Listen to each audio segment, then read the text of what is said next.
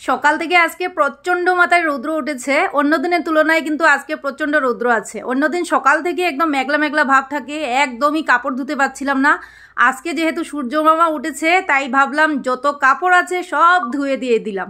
তো এই দেখো কতগুলো কাপড়, আমি দাঁড়িয়ে আছি যে আমি দাঁড়ানোরও মানে স্পেস নেই, এতগুলো কাপড় জমেছে।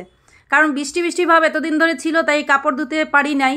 তো আজকে যেহেতু রৌদ্র উঠেছে তাই ভাবলাম সব কাপড় ধুয়ে দিই। তো চলো এবার আজকে আমার ছেলের হলো ওরাল প্রেজেন্টেশন ডে, তো তোমরা শুনে নাও কি বলছো।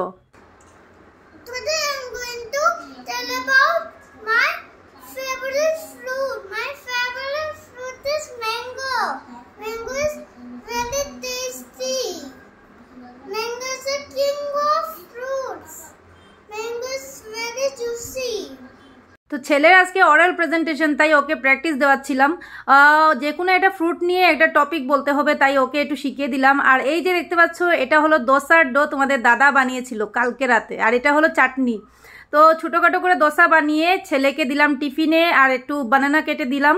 যেহেতু স্কুলে যাবে, স্কুলের মধ্যে যাওয়ার সময় এত তাড়াহুড়া লাগে, তাও আমি মোবাইল বা হাতে নিয়ে রেকর্ড করছি। এই দেখো তোমাদের দাদার জন্য বানিয়েছি ফ্রাইড রাইস।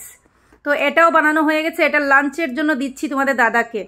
তো চলো এবার আমার ছেলের যাওয়ার পালা। এবার আমার ছেলে তোমাদেরকে ড্রেস পরে দেখাবে, আজকে স্কুলে গিয়ে এই ড্রেস পরে প্রেজেন্টেশন হবে। তো এই দেখুন আমাদের ছোটোখাটো ম্যাঙ্গো বেবি রেডি হয়ে গেছেন স্কুলে যাওয়ার জন্য। ওনার প্রচণ্ড লজ্জা লাগছে। তো ছেলেকে স্কুলে পাঠিয়ে আমি এক গ্লাস গরম জল খেলাম, যেহেতু সকালবেলা গরম জল খেলে খুবই ভালো, তাই এক গ্লাস গরম জল খেলাম। জলদি জলদি খেতে হয়, সকালবেলা কাজের এত চাপ থাকে যার কারণে জলদি জলদি জলটা খেতে হয়। আমার সকালে বসে বসে খাওয়ার মতো সেই সময়টা থাকে না।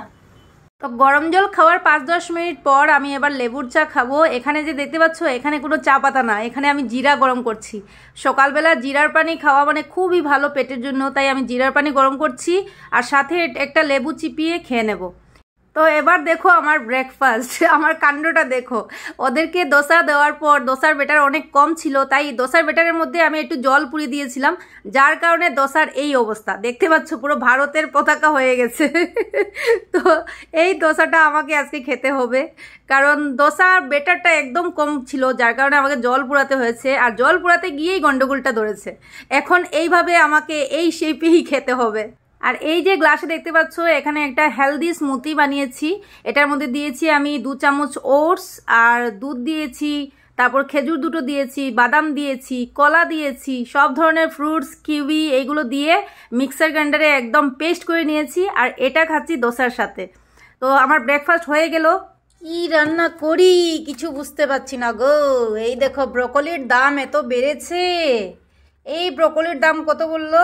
80 টাকা এই ব্রকলির দাম। এই এত ছোটোখাটো ব্রকলির দাম নিয়েছে 80 টাকার মতো। দেখো এখানে আরও সবজিগুলো রাখা আছে। কোনটা থেকে কোনটা রান্না করি আমি কিছুই বুঝতে পারছি না। তো দেখো বন্ধুরা, দুপুরের রান্না আমি শুরু করে দিলাম। এটা শুধু আমার জন্য বানাচ্ছি। এটা হলো হেলদি লাঞ্চ। ওরা তো খাবে না, কারণ ওদের আবার মশলা আর তেল বেশি লাগে। তো আমার জন্য শুধু তেল মশলা ছাড়াই এই সবজিটা বানাচ্ছি।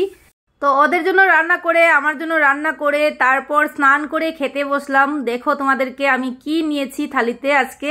তো এই যে আমার দুপুরে খাবার তোমরা দেখতে পাচ্ছ। আমি একটু ভাত কম খাই আর সব শাকসবজি একটু বেশি করে নিই, কারণ আমি ডায়েট মেনটেন করছি, তো ডায়েটের মধ্যে বেশি করে সবজি খেতে হয়। তো এটাই হলো আমার আজকের লাঞ্চ।